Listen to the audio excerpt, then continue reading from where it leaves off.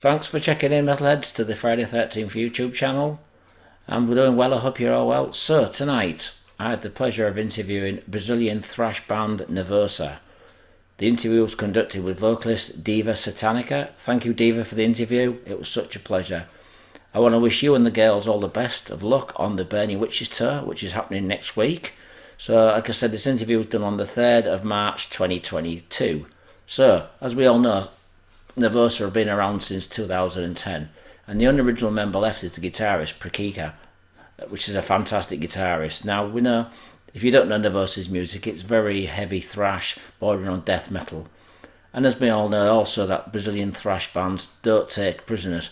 They're brutal, they hit hard and fast. These girls remind me a little bit of early Sepultura, Serifago, Doza Atlantica, bands like that, and also Creator and Destruction. They've got the heaviness of the German bands. So the girls have done like 3 albums so far. The first album, all released on Napalm Records, was called Victims of Yourself, released in 2014. The second album, Agony, which was recorded in 2016. Third album, Downfall of Mankind, 2018. And the current one, Perpetual Chaos, was released last year in 2021. A fantastic album, brutal heavy thrash. These girls take no prisoners, guys. Take them serious, they kick ass. Okay, so enjoy the interview. Be safe, subscribe, give a thumbs up, comments. More interviews coming soon. Be safe, and if you're living in Ukraine, guys, please look after yourselves with all the shit that's happening. Stay metal, stay positive. Metal's back. Cheers. Hello, Diva. Hi. Hello, how are you? How are you? I'm fine, thank you. How are you? All fine, all good here. Good, good. Thank you for calling. Thank you for the interview. This is an interview for Friday the 13th YouTube channel. So, Mhm. how's things? Where are you at the moment? Are you within Europe or are you back in Brazil? Oh no, I live in Madrid, here in Spain, in the mountains, far away from the city center, which it really sucks because it's very stressful. So it's a beautiful place to live. Okay, then. So, how's things been with you with the COVID situation? How have you got through the pandemic? Mhm. Yeah, for Spain has been something quite difficult, as for many countries, but here situation in the beginning was terrible. And I also work as a nurse, so to me it's been like double trouble, as a person and as a Yeah. professional. Yeah, Okay. So you work as a nurse as Diva Satanica. That must be quite yeah. scary. That must be quite scary for the patients. Not really, because I work with psychiatric patients, and for them it's like, okay, you're a weirdo too. That's nice. Okay then. So thank you for calling. Like I said, first of all, I'm going to ask you some warm-up questions before we talk about Nervosa. What was the Sure. first band you was in before you joined Nervosa? What bands was you in? Because I don't know what bands you were in before. Yeah. Yeah, sure. Um, I've been, I don't know how to say this, but I've been singing with Bloodhunter, my other band, for I think probably 8 years, and that was my very first time for everything. The first recording sessions, the first live shows, everything, all the first experiences as a vocalist were with Bloodhunter. And it's a very underground project here in Spain, but we had a chance to play at amazing venues here, like Resurrection Fest, and it's a big festival, or Leyendas del Rock, stuff like that. And we released 2 albums, and next month we are going to release the first single of our upcoming third album. That it was a nightmare to release, because due to the circumstances of the pandemic we had to postpone everything, and it's been crazy, but finally it's here. Congratulations. So how do you Thank describe you. your band Bloodhunter compared to Nervosa? How Well, different Bloodhunter, apart? yeah, Bloodhunter works much more as a death metal band. We have some influences from the classics as well, like Judas Priest, Megadeth, Halloween. But obviously, because of me, of my register, everything it fits well in the extreme metal register. It's something like more aggressive than the classic heavy metal or stuff like that. Very interesting band in terms of writing music. But it's been difficult for us to spread the word in other countries as Europe, because here in Spain, small bands have a particular situation. You know, it's not like you can invest in a project. It's very difficult. Okay then. So which singers have inspired you? And are you a female band or female, or is it just you and Mhm. four men? What what sort of? Um, to me, in the beginning, like Sabina Klassen, that was one of the first women that I could hear rolling and screaming. Was like the very first. And obviously Angela Gosso from Arch Enemy at that time was like the first that I could see in a live show. And to me nowadays, I don't know, Larissa Stupar from Venom Prison, it's one of my fave of today. She's amazing. And Tatiana from Ginger. I don't know, there's a lot of amazing women out there, you know. What do you think about Sabrina from Holy Moses? I think she was the Yeah, original growler. yeah, absolutely. My very first experience trying to learn how to do it was trying to listen to some Holy Moses songs. And I remember, I don't know, maybe 10 years ago or so, Bloodhunter played in a festival in Portugal with Holy Moses. And I was there in the front row, like, oh my God, I cannot believe I'm here sharing the stage. And she just approached me and offered me to sing one of their songs with them. And I was like, obviously, I know all of your songs because I'm a big fan, and that was fantastic. Right then. So what label are Bloodhunter signed to now? Which label is releasing your albums? We've been working always with the Spanish labels. This time it's going to be with Maldito Records, that it's a very good label here in Spain that takes care of some of the biggest acts here in Spain and South America. So we are quite happy because we know that we are a death metal band, and that's very difficult for the business to handle in a country like this. Yeah. So what? How would you describe your Good. music? Which bands do you compare So yourselves to? probably something like into the melodic death metal, like Arch Enemy, or something like if you take those elements from the classics, as I was saying before, you know, like from Judas Priest, the rip guitars and stuff like that, and then mixed with a bit of power metal, and then the extreme metal part using my voice. That would be like the combination. You know, Children of Bottom. It's one of the main influences of the band too. Okay. What about the Florida death metal bands? Any of those bands influenced you, inspired you? Sure, I love Carcass, the very first albums. I love Cannibal Corpse a lot, you know. But our fan member, that is Danny, our guitar player, he's much more into the classic stuff, and it's the other people in the band that it's approaching our style to the extreme metal bands, because it's something like this is only like an extreme metal project because of me, because the first singer was a melodic one. So it was something like unexpected. Yeah. I mean, I'm a big fan of Malevolent Creation as well. I think they're a fantastic death metal Yeah, band. sure. Good friends with those guys in Cannibal Corpse. So, as we're going to Yeah. move on then, so Nervosa, when did you actually join the band, and why did the original bass player singer leave? What was the reason for them leaving? And the drummer, what was the reason? Well, I think, you know, when a project works so hard for so many years, it's been like 10 years of career. Sometimes you're just a human being and need to move on, because sometimes you lost interest in something in particular, you know, like I'd like to open my mind to other music genres and stuff, and you just get a bit bored about the main compositions. And yeah, I think Fernanda and Luana wanted to try big time another different styles, and they built their own project, Crypta.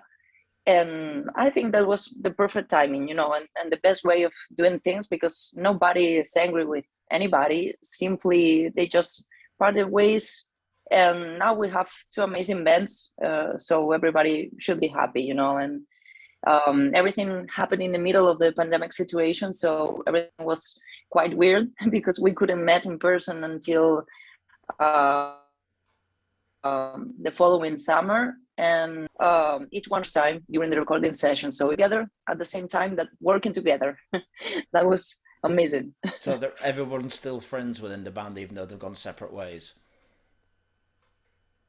Yeah, they are just like giving some space to each other, because it was a lot of time living all together in the road, living hard experiences as well, because on tour not everything is beautiful and easy. So they just need to take some time and just doing their thing, all separated, but everything's fine in the end. Yeah. Like I said, the guitarist Pakika, she's the only original member of the band now, isn't she? Yeah, and obviously before Luana and Fernanda, there were another band members. You know, this is not the first time that happens, this changes in the lineup. But obviously the other members have been there for less time than Fernanda and Luana. So things have been like more intense at this point because of that. How did you get into the band then? How many auditions did they hold besides yourself? Which other musicians approached Nervosa? Yeah, Prika sent us a message through social media asking if we wanted to make the audition for the band. And that was a big surprise for me, because I was expecting that the new band members would be Brazilian, not from Spain, because that was a nonsense for me. But obviously nowadays we can work from anywhere. And she had like some list of names with musicians that she liked to work at some point. And my name was there because my band Bloodhunter opened the shows for Nervosa in Spain like 2 or 3 years ago. And that was the time when Prika could see what I was doing on stage and how was my way of working. And yeah, I just asked immediately, what should I do? Do you want me to send you some videos, perform the old songs? And that was what I did. Oh, congratulations. I remember seeing Nervosa with Flotsam and Jetsam and Destruction in England, I think about 4 years ago. Awesome. Yeah, it was a pretty good show. I mean, I'd never heard of the females before. I was like, wow, these girls are heavy. These are kicking Yeah, ass. yeah, they're absolutely amazing. I mean, Yeah, I was a big fan of Nervosa before too. So yeah. there is something about Brazilian thrash metal. It's very German influence. It's very aggressive compared to the San Francisco, the American thrash. It seems to be more aggressive. I don't know why, but it's just they always kind of remind me of like bands like Creator, that kind of Mm-hmm. heaviness of German bands. But there's some really good Brazilian bands like Dorsica Atlantica, Sarifago, Early Sepultura, Yeah, and that's what yeah. Nervosa kind of remind me of, mixed with Creator. That sort of Yeah, vibe. there are a lot of amazing names in Brazil for thrash and for other music genres, but I think it's the passion and the rhythm they just put into the music that makes the difference for sure. Do you think living in Brazil, that where there's a lot of poverty, I think it comes out in the music because they get real pissed off with the way they get treated and they just bring it out in the music? The funny thing is that they are quite easy going, and they are very happy all the time. They're always smiling. Brazilian people, it's amazing. You know, they don't seem to be angry at all at any point. But I think it's more than like a philosophy, a way of life. You know, like you deserve to live the best you can, and you deserve to claim for your rights, and you deserve to be angry, and you deserve to just talk about this using music. It's like therapy. So that's like a message, Yeah, I I think. noticed there's a lot of Brazilian bands. There's a lot of great power metal singers from Brazil. Really, Yeah, really yeah, strong. Like Bruce Dickers or Rob Halford singers in Brazil. Some really good musicians out there. absolutely, absolutely. So how did you feel when you auditioned for the band and they said you're in? How did you feel? Um, well, to me, as I was saying before, I was a big fan of Nervosa before. You know, I've been watching Nervosa playing in Spain, I don't know how many times, but they were amazing. And they were like one of the first references for female bands, and obviously for all the bands at this new era of the metal scene. And yeah, I never thought that I could be in a band like this, but it was my dream come true, you know, because any girl in the world want to be in an all female band at some point. So to me it's been like, wow, I just can't believe that I'm sharing experiences and music career with such amazing musicians like Mia Wallace or Prika Amaral. To me, wow, that's the best. So when you look back at the old Nervosa albums, which ones are your favourite from the last three albums before you joined the band? Well, to me, the downfall of mankind, it's like the most aggressive or the most close to the death metal scene, and to me, it was one of the best for that reason. But obviously, the very first one, "Victim of Yourself," it's a masterpiece, because it was like the first album, and there are a lot of amazing songs that had a lot of streamings in social medias, and wow, I don't know, releasing a first album with such an amazing response from the fans and press media, it's very impressive. And having the support of a big record label like Napalm Records, it's something remarkable. Yeah, yeah. So what label are they signed to in Brazil? Are they signed to Napalm Records as well, or is it a different label? Yeah, it's Napalm Records, but we work with different stores, so you can get the album from many different places. Yeah. And it's everything in our web store, nervosaofficial.com. I know some places, like you say, they could Napalm Records in Europe, but in Brazil they could have been signed to someone like Marquee Records. That's why I asked you, in case they were Yeah, signed to a different label out there. So, yeah, so yeah, yeah. Hmm. is that how it works? Okay, then. So I was going to ask you about the new album, Perpetual Chaos. That's your first album. How did you feel to record that album? How much input did you have in the writing for that album? We had to write everything separated, each one of us from home. We spent like 3 months exchanging ideas between each other, like sending files through Google Drive and stuff like that. So it was quite impersonal and tricky because you don't know really the other person, and it's very difficult just to um, talk about private stuff like own feelings and stuff like that. So and yeah, we had to build this kind of energy of trying to know each other much better just to be able to write something in common. And that was amazing because when we entered the studio, like in summer, we spent 1 month working all together, and we really made a lot of changes in the original demos with the help of Martin Furia from Distraction. That was the main. You recorded the album in Spain. Yeah, we spent like 1 month in the south of Spain in a beautiful house close to the mountains, and that was a beautiful experience because it allowed us to live all together for 1 month and just talk a lot about our lives and getting closer to each other, and that was fantastic. And about my favorite songs in this album, oof, that's very difficult. Indeed, I don't know, probably Under Ruins. That was like our fourth single. It's a very powerful song that I think it sums up our influences pretty good. Like you have a little bit of the extreme metal side, a little bit of that groove of the Brazilian metal bands. And yeah, I really love the lyrics too. It deals with new topics. In this album, we are very open to speak about new stuff like drug abuse, obviously politics, this pandemic situation, and also for speaking about mental health. That it's very important because it's part of my life too. And I think until the very end, it's another one of my faves because of that. Yeah. So how do you see this album as a progression from the previous albums?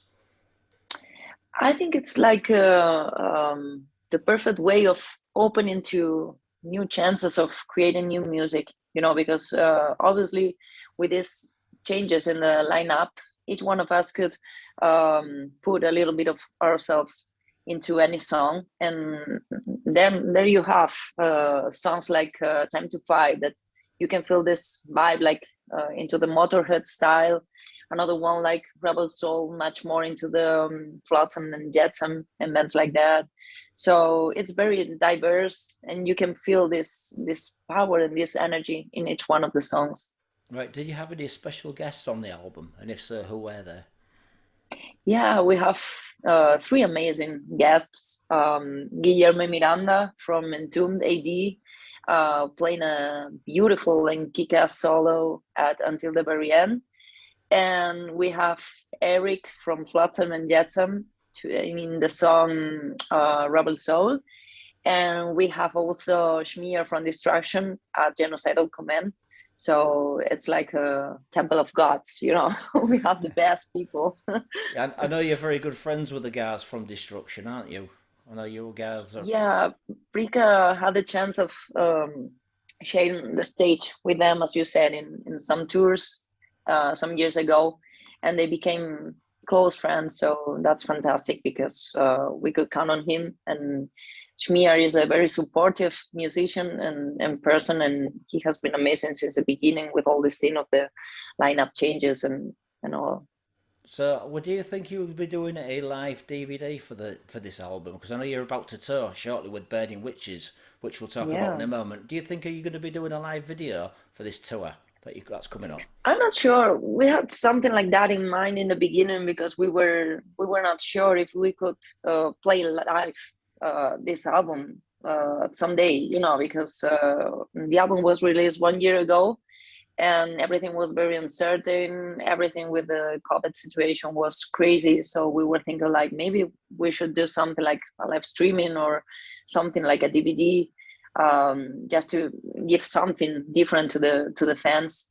But luckily this summer we could play like 10 shows in different summer festivals around Europe. So we just stopped to think about recording something like that. But who knows, maybe for the future.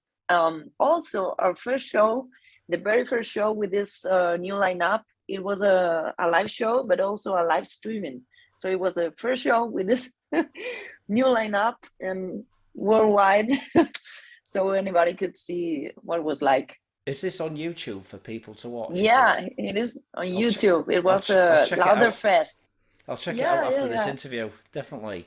So, have you got any We new songs? were nervous. Do you have any new songs then wrote for the next album? Do you have anything wrote? Yeah, yeah, we've been working on that these previous months because this album was something that we had to rush to do, you know, because there was this lineup change and everybody was expecting how this new era of the band would sound like. I don't know, like it's gonna to be thrash metal or it's gonna be different. So we try to work fast as we can. So yeah, we decided to start working on the second one just to give some continuation of this Perpetual Chaos. And we have like only 4 or 5 songs, but we are working on it. Yeah. Right then, so the album title, Perpetual Chaos, did you have any other titles for the album? And if so, what were they called? I don't know. Maybe for the next one, we could try something more positive.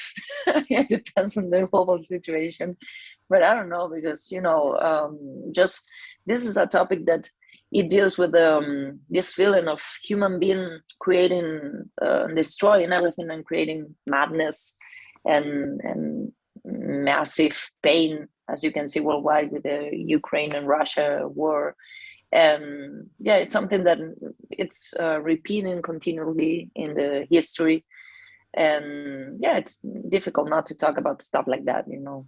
Right then, so we're going to talk about the Burning Witches tour. When does this actually start? Does it start tomorrow or something? When does the actual tour start? Yeah, we start in 5 days already, like next 8 Tuesday, indeed. Wow. So less than a week, we have our first date in Savigny. We had some postponements and cancellations because of the COVID situation. There are some countries that are working on new restrictions and rules for live shows. So we will be playing until half April. And then we have like 1 week for just take a breath. And we will travel to the US with Distraction for the North American tour. And the other dates will be like in July, at the end of July or August. All right then, so how excited are you to be playing with Burning Witches? Because they've got a few records out as well, aren't they? They're not on a new band, just like you girls. Yeah, that's gonna be amazing. You know, imagine two all-female bands in the same tour bus. That's gonna be a nightmare for everyone. But yeah, I mean, they are fantastic. We had a chance to be with them when we played at Swiss Rock last summer, and they came just to show some support, and they were just hanging out with us. They are amazing, and they are fantastic playing live. So we are very excited about starting this tour with them. Right, are Burning Witches a German band, or is the guitarist from Holland? Is the guitarist They are Dutch? from no, I think they are from Switzerland. I Right, think, okay, okay. yeah. So you're really looking forward to being on tour with these girls because they're more like power thrash and you're more like death thrash. Yeah, but I mean, the music vibe, it's more into the classic style. But Laura has an amazing voice. You can also play like raspy voices and then roll in a beat, and she comes back to the melodic and clean stuff. That's very impressive. I really So, like her. so you're playing any festivals this year where we expect to see Nervosa play in Europe? Which Yeah, festivals? we had a bunch of confirmations for this year too. Like we will be playing at Exit Festival in Serbia, Masters of Rock in Czech Republic. I don't remember all the schedule, but we will be playing at like, I don't know, there are like 10 dates or something like that in different countries. And yeah, that's almost the favorite part for us, because when it's about summer festivals, everybody just want to have fun and forget about this crazy situation. So it's like, yeah, So what there we go. festivals would you like to play and who would you like to tour with? Everything, obviously the big ones like Hellfest, Wacken, Summer Breeze, Donington, everything. But let's see, because all the schedules were done from almost 2 years ago. So it's difficult to just get in. Maybe for next year we will have big news about this, but not for this year maybe. Okay then, I'd like to thank you, Diva, for doing this interview. Do you have anything to the people watching this? Do you like anything to say to people on YouTube? Yeah, see you soon in the European tour in the following days. So please stay safe and grab your tickets, because we can wait no more to see you all and meet you all and have fun with all of you. So yeah, thank Brilliant. you so much. Thank you. I'd like to thank you for the interview. Nice tour. Yeah, thank you so much. See Be you there. safe. Yeah. Bye bye now. Stay Bye. metal. Thank you. Bye. Bye. Bye bye.